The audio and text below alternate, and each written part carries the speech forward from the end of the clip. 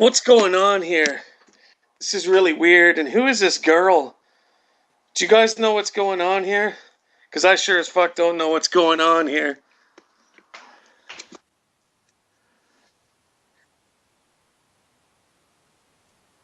Not me. No, not me personally. But how's it going, guys? My name's Ryan Nicholson.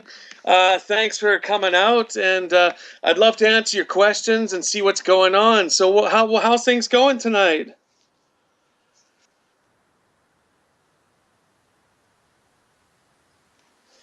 Hmm. I think probably for me it was the movie Final Destination. Some of you guys may be familiar with Final Destination, the first one. I did an effect where I had to cut Sean William Scott's head in half. There's this train going by, and Sean William Scott is there, and a piece of metal flies up and cuts his head in half. And this was back in 1998.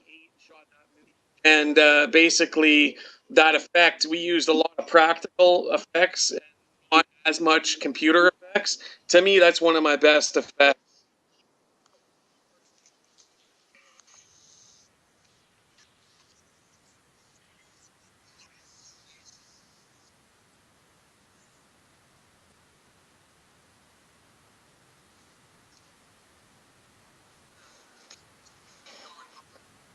You know what? I don't know. There was some weirdo here. There was some weirdo here for about 5 minutes, and he took off, and he took some weird tied up girl with him. So yeah, I can't comment on that, but I'm sure they were pretty fucking bizarre.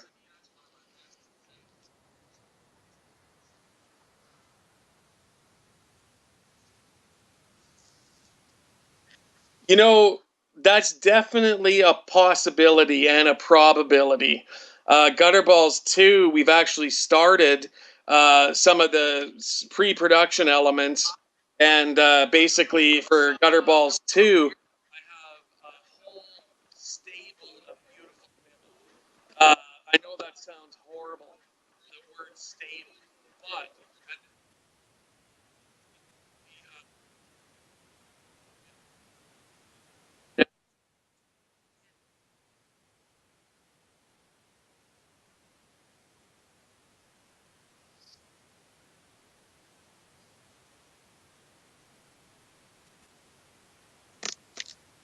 hmm.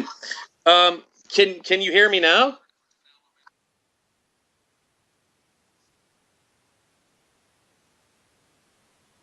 Okay, I'll keep it stationary, but how about now?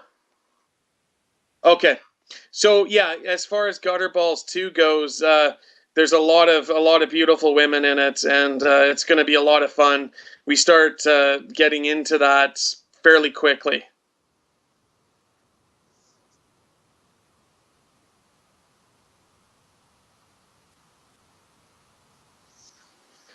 Collar, actually, I shot Collar about 11 months ago, and that came about because I had met Nick Principe from Laid to Rest, and he wanted to do a movie. I wanted to do a movie, so we came up with Collar, and I brought him up here, and he shot. And I met Stephen Byro from Unearthed at the Slaughter in Syracuse that we did with Jason West, who I'd like to give a nice shout out to, Vultra Video, best VHS company that I had worked with, up until now. The guy is awesome. And Nick DiCarlo, Beneath Underground, another awesome guy. Basically, those guys promoted Collar, screened the movie. I met Stephen Byro, and we came up with a deal to release it on. Huge fan of the whole slate of movies that Unearthed has released.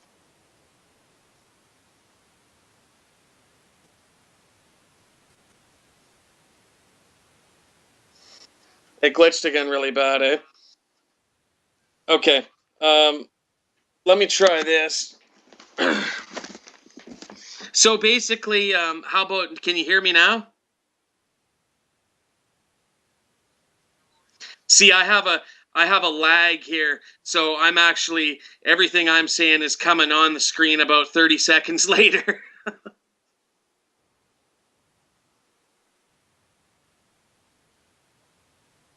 Yeah, okay. So basically, yeah, like I basically shot collar about a year ago, and came up with that. And the movie is a great concept as far as like a guy killing a bunch of bums and stuff.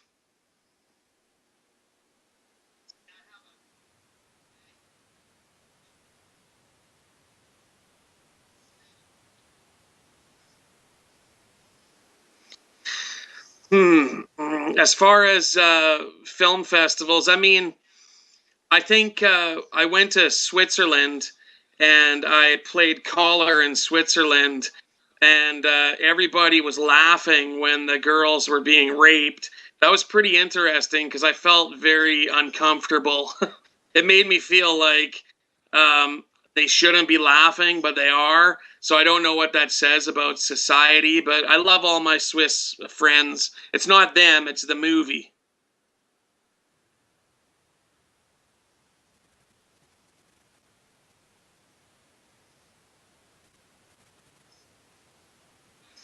It's got to be Graves simply because my when I saw Misfits live a few times, I got to see them with Michael Graves, and he put on such a good show with the band. And American Psycho and Famous Monsters are great albums. Now, Danzig, of course, is legendary in his own right. But for me, talking about Misfits, I got to go Graves. And I know people will hate on that, but that's just who I am.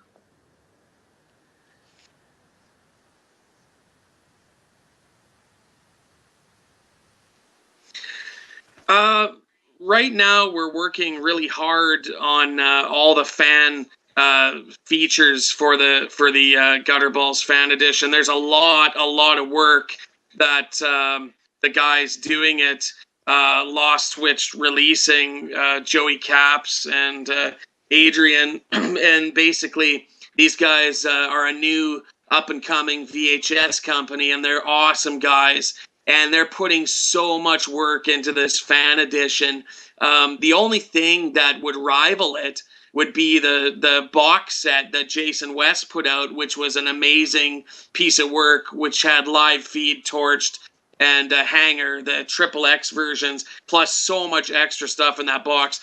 The Gutterballs fan edition is going to be a big thing. Um, Timetable wise, sometime in the spring, I would say, is when it will be available because there's so much work being put into it.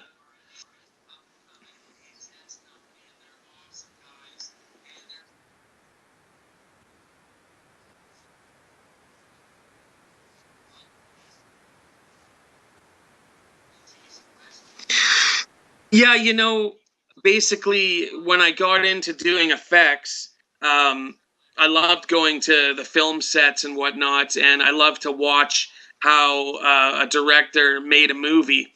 And that, it was like film school to me, going to a film set and doing effects. I never went to film school, so for me, I saw like, people like John Frankenheimer, David Cronenberg, all sorts of big directors. Brian De Palma. I did a little stint on Mission to Mars. So for me, I wanted to get into filmmaking, and essentially, I wrote Torched, who some of my viewers and friends are familiar with, and that was sort of my first real experiment into making my own movie. And essentially, I was trying to take what I learned from watching how movies are made behind the scenes.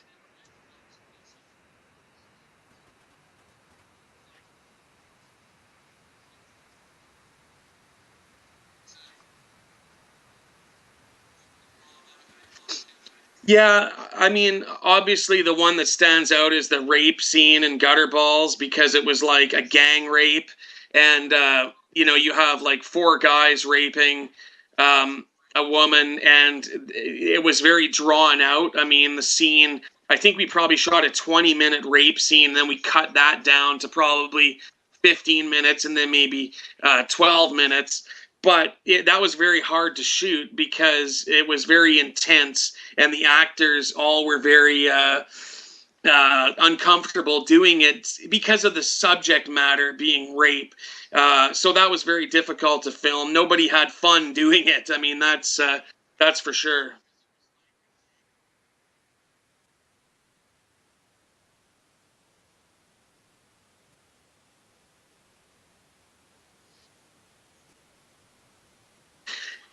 Yeah, definitely. The Accused for sure. I'm a big fan of that movie in particular. It was shot in Vancouver, where I live.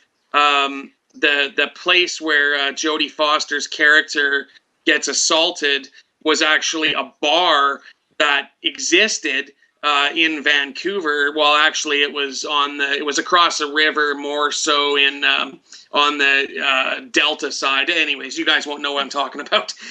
So basically, that whole scene in The Accused was very powerful, and the whole movie. I mean, Jodie Foster won an Academy Award for that, rightfully so. I Spit on Your Grave. Now that's a different type of movie. That's an exploitation film, which is the kind of movies that I make. So that was also a huge influence in the revenge element of say Torched and Gutterballs, whereas The Accused was more of like this scene is so well acted. Um, I Spit in a Grave was well acted from Camille Keaton, but the guys did a great job too. But it's just apples and oranges with those movies, but both huge influences.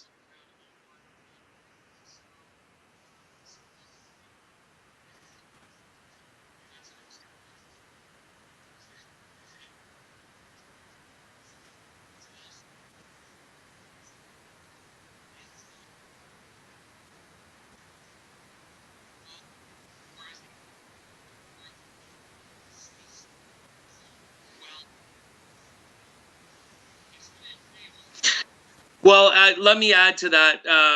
The Lost Witch releasing. It's actually a co. It's like a co-release with Lost Witch releasing 2012 Productions, which is my man Thomas Townsend's new media company, and he's kind of at the helm of this Gutterballs fan release.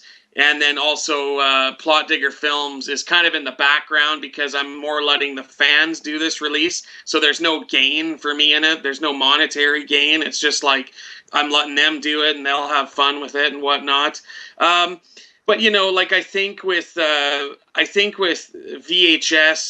it's kind of like it is the last couple of years. There's been a lot of companies popping up and stuff.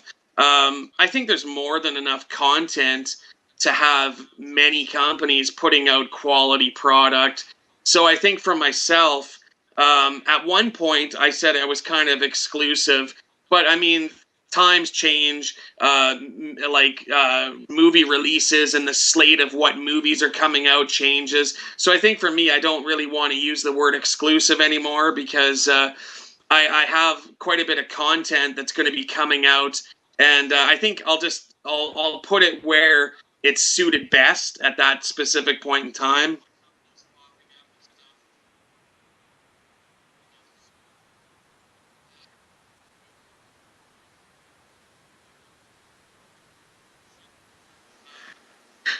Well, definitely, I'm gonna have to say Herschel Gordon Lewis. Like movies like 2000 Maniacs and Blood Feast and Color Me Blood Red and Gruesome Twosome and all those kind of exploitation movies. But also like stuff like like Abel Ferrara, like Driller Killer and like his Miss 45 and like that type of stuff.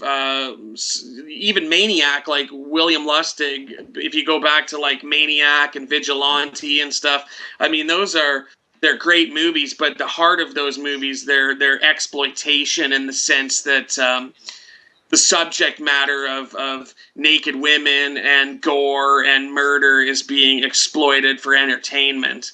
That's the genre. I also like Frank Henenlotter, Basket Case, It was also a great movie, and I would probably put that into a little bit of an exploitive category.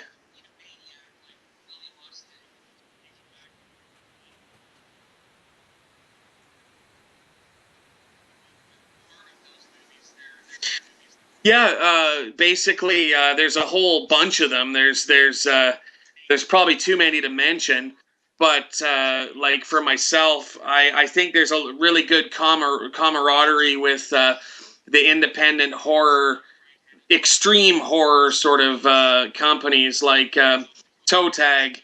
Is the biggest one in my opinion that is like I want to work with Fred Vogel and and Shelby and the gang at Toe Tag. And I think that without saying putting a definite answer, I think that that will ring true at some point. I don't know what the project is, but Fred and I have talked for a long time about doing something, but the timing has to be right. Um, I'd say working with Stephen Byro, uh, because his sort of vision and his like how he does things. After I saw American Guinea Pig about how he makes his movies, I want to be involved with him on that level of filmmaking. And then there's also other people, Adam Albrandt, Dustin Wade Mills, that I would love to work with those guys as well. So there, I mean, all of us kind of have our own little niche market of what we do, and we all do it very good. And I think all of us together would just be such an awesome force.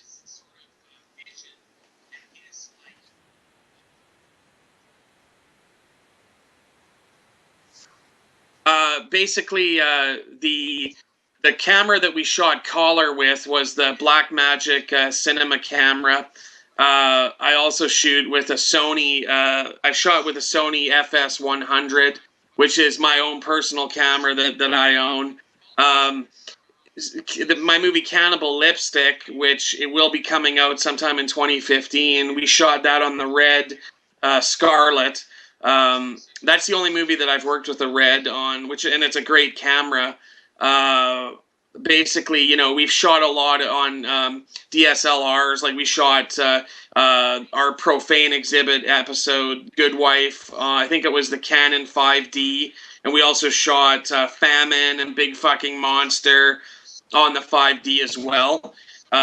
So I've definitely used quite a few different cameras, but all of them have one common thing being the fact that you can switch out the lenses on them and kind of go with what you're looking for with what kind of feel you're going for.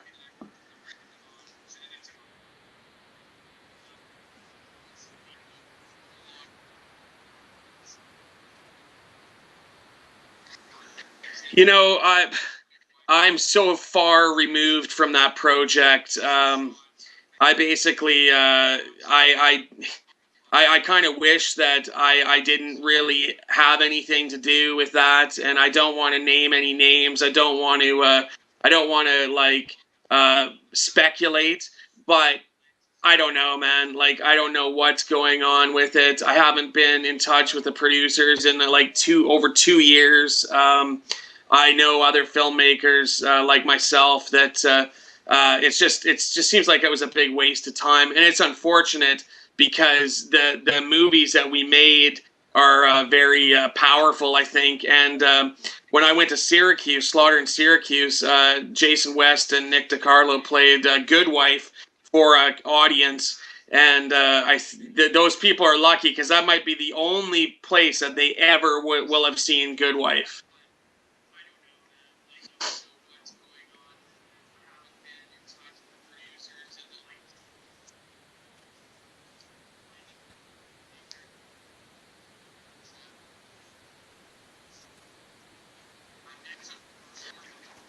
Well, I mean, basically now it's such a good time with technology. Like we can make movies on our cell phones. Like I have a Galaxy Note 3, I think. It's a Note 3 and it shoots like 4K resolution. So I mean, you can make movies on a freaking cell phone that look really good. That's HD, and I mean, the possibilities are endless for anybody that wants to make a movie. Anybody can do it. You don't need money. All you need is literally a cell phone. Okay.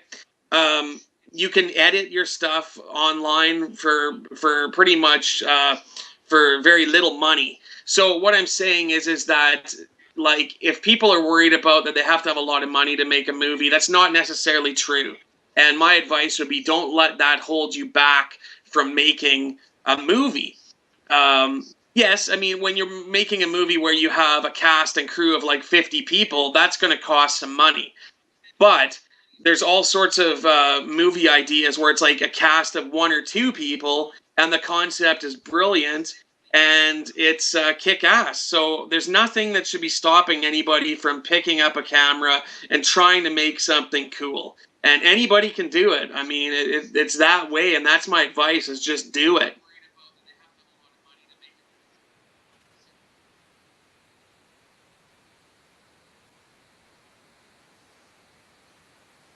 Yeah, I used Indiegogo for part of Collar. The budget for Collar, I think, was about $25,000 US. Um, and that unfortunately that really wasn't enough money. I brought up people from California to come to Canada. My DP was from California. I had to fly people up, put them up in hotels. I had locations. I had rentals. That money went pretty fast. Um, I did use Indiegogo. We only raised a couple of $1,000s. But I want to thank every one of those contributors that did help us with Indiegogo campaign, because that really it set the tone. Like, we're making this movie no matter what. If it's $2,000 or $20,000, whatever we get. Um, so, but this is also, I think we did the Indiegogo campaign. It was well over a year ago. Now I think that it's more favorable for a filmmaker to try to use it, because there's different tools. Like, you can do pre-sales with Indiegogo or Kickstarter, which is essentially what we always have done anyways. Plot Digger Films is pre-sales, and as most people will know, sometimes our pre-sales are like a year in advance or more. So really, Indiegogo is not much different than a pre-sale. I fully support it.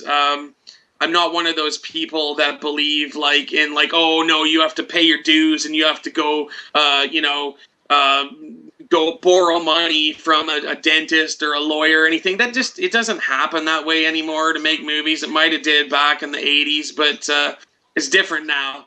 So I think Indiegogo and Kickstarter is great. It's giving people a chance to connect with other fans, and the fans are involved.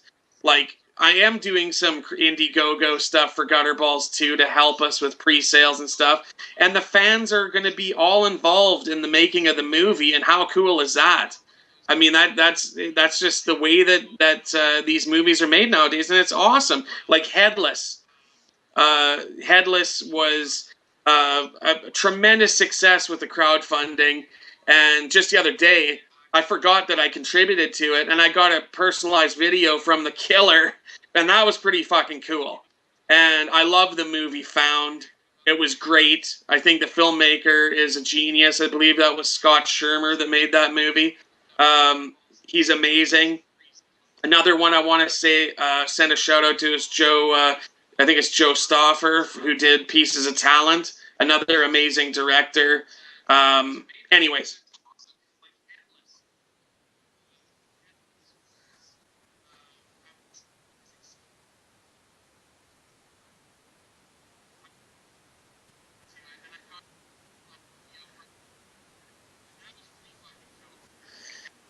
you know, I'm probably going to go back to the film that scared the shit out of me when I was a kid, and that would be the original, the first Halloween.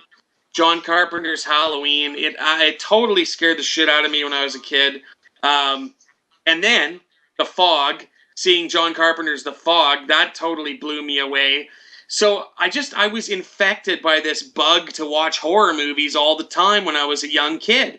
And that really embedded itself into my brain in the sense that I love these movies. I love the way they're made. I love the music. I love the makeup. And this is what I want to do. And I don't care how I'm going to do it. Am I going to do music? Am I going to direct it? Am I going to write it? Am I going to do makeup? I don't give a shit. I just want to make a movie. I'll go be a coffee gopher and fetch coffee for people. And my opinion hasn't changed. I mean, still to this day, if there's a movie where I want to try to go to a film set or something, I don't give a shit if I'm a production assistant. I just want to go see some cool shit get made.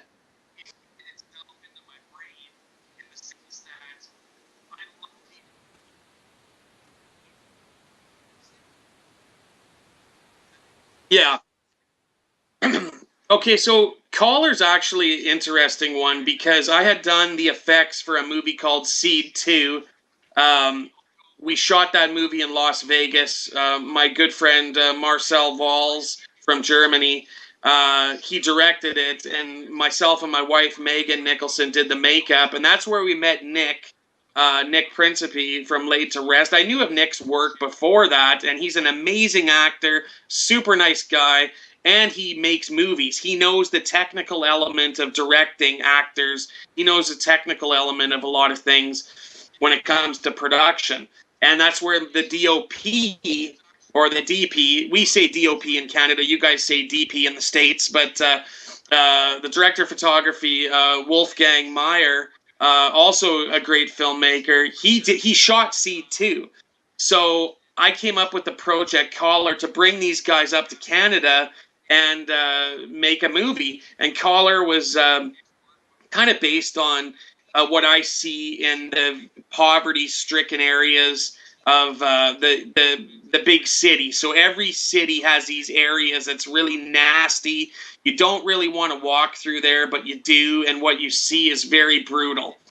Um, Collar was based on that, and the idea that there's somebody so deranged that he's just a killing machine. He'll kill a man, a woman. He doesn't care. He's just a bloodlust, and it all comes back from childhood trauma and stuff. It's not an original movie. Collar's not original by any means. I mean, the whole being beaten as a kid and that's all been done to death. But we did it in a sense that the place of the bum killing people and who he's killing and stuff, we tried to switch it up and make it a bit fresh and bring some sort of like inner city elements to the movie.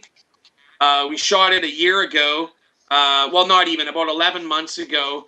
And it just came out on DVD in North America last week. And it already sold out at Amazon.com, which is amazing. It sold out super fast. And everybody's on back order now because it's sold out. So even distributors like up in Canada, we can't get it because it's all on back order. So I know Stephen Byro and Unearthed is really hustling to fill orders, but that's a good sign when your movie sells out.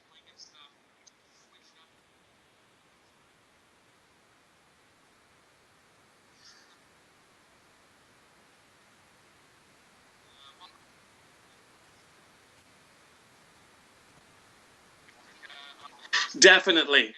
Like I've had these conversations with other filmmakers where you get pigeonholed into the guy that uses fake dicks in his movies, or the guy that rapes a woman with a bottle in a movie. Like I don't want to be that guy all the for the rest of my life. Like I do want to make movies that have like an emotional impact on people.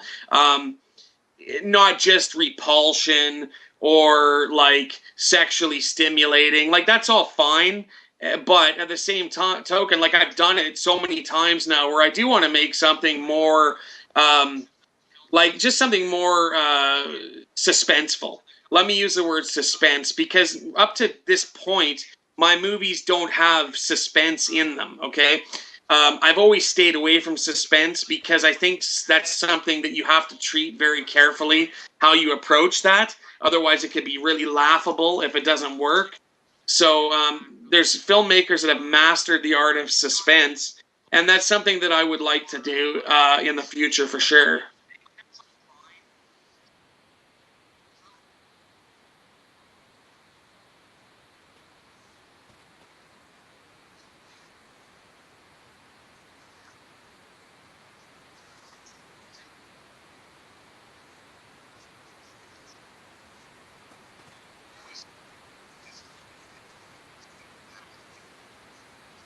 Well, I mean, like the last few years of my life, I've been fortunate in the fact that I've tried to keep my day job um, about movies. So I was a teacher for about well, probably almost about 7 years at a college teaching makeup effects for film, and I was fortunate enough to actually be able to make movies for those people and stay sort of on my game making movies and making one a year.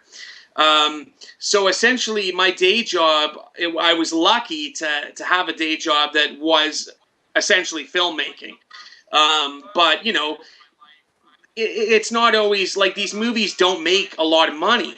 So you, if hard times arise, you have to do other things. I've been a security guard.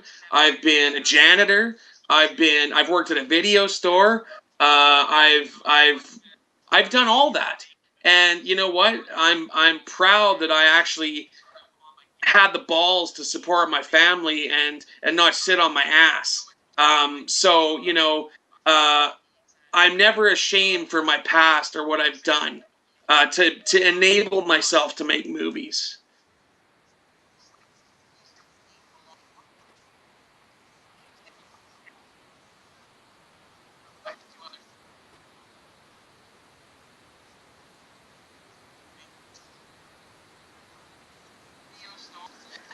You know what? Michael Church is, by the way, I send a shout out to Michael Church. I see him on Facebook all the time. Great guy, knows his shit. What's up, bud?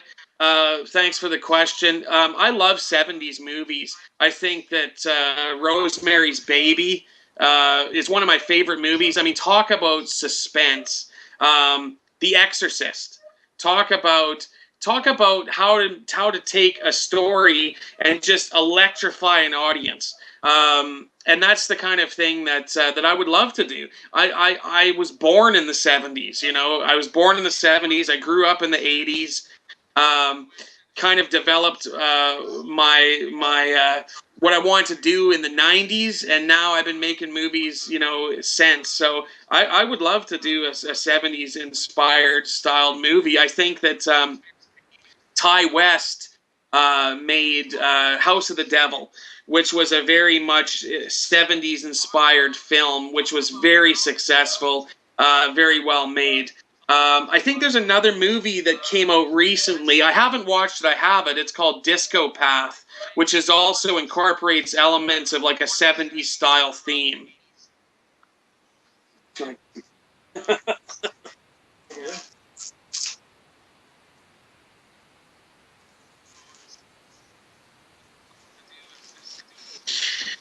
Boy, oh boy. I would probably say I would love to make a movie about John Gotti. I love that whole mafia, that whole Italian mafia mythos, and like I've read many books on John Gotti and how he came to be, and I don't really think there's been a movie that's represented him um, as maybe as good as he could have been represented, as powerful. So essentially, that'd be a dream job doing something like that. Making a gangster movie. Some of my favorite movies are gangster movies: Goodfellas, The Godfather, Scarface. I mean, these are just masterful movies and master filmmakers. And to be able to make a movie like a gangster movie would be a dream come true. The last good one I saw was The Iceman, which was a true story about that hitman, mafia hitman, Kuklinski, I think his name was, or something. Amazing movie.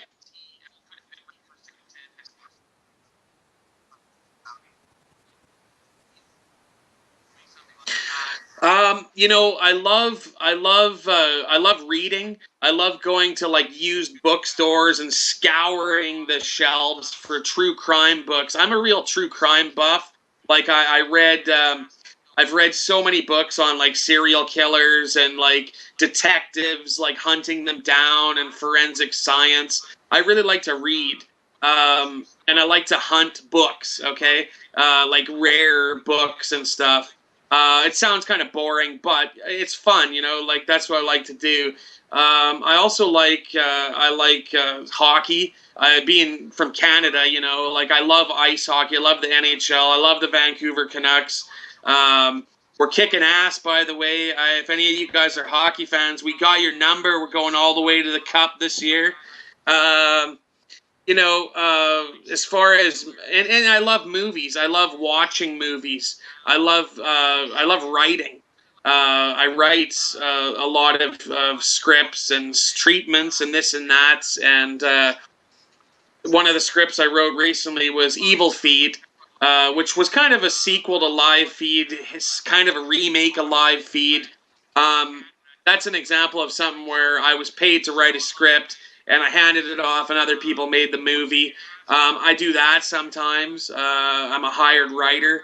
Um, Believe it or not, some people say my scripts are awful for my own movies, but I think sometimes people, they like the dialogue sometimes, and that's good, and that's the people that will like my stuff.